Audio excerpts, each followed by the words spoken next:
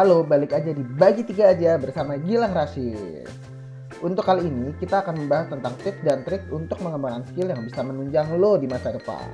Dan yang akan menjawab adalah Bro Agnia Syahputra, CEO dari LP3I. Gokil nggak tuh? Bro, bagi tiga aja ya. Oke, 3 tips and trik buat kembangin skill. Yang pertama, belajar dan praktek.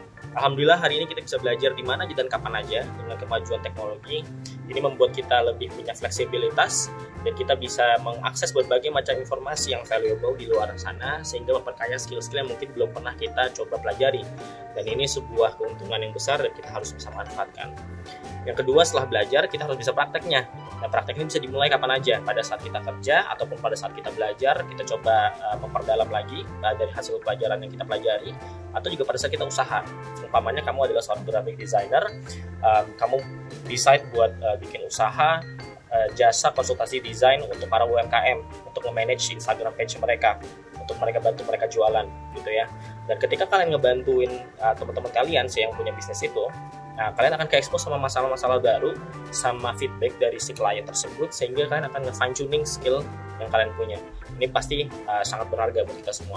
Yang kedua, networking. Kenapa networking penting? Karena misalkan saya lemahnya di keuangan.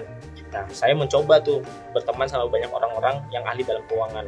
Jadi ketika saya mengalami kebingungan mempelajari suatu hal secara sendiri gitu ya, saya bisa langsung tanya sama teman-teman saya, dan alhamdulillah banget teman-teman ini mau ngebantuin, bahkan ngepraktekin langsung di depan kita gitu, sehingga memudahkan kita untuk bisa lebih memahami apa yang kita nggak mengerti sebelumnya. Nah, ini penting banget. Kalau bisa dibantu sama teman, pasti akan lebih mudah buat kita. Nah, yang ketiga, kita harus pilih tuh tempat pendidikan yang bisa nawarin kedua hal itu. Dari networking, ya, skill kompetensi yang bagus, yang bisa kita coba pelajari. Nah, ini kayaknya ada di LP3I. Jadi jangan lupa langsung aja enroll di LP3I. Thank you. Nah, itu dia tuh tips dan trik dari Bro Aga. Jangan lupa lo pikirin, renungin, dan juga lakuin. Gua rasa sampai segitu dulu aja ya semuanya. Sampai ketemu lagi di Bagi Tiga aja selanjutnya. See you, dadah!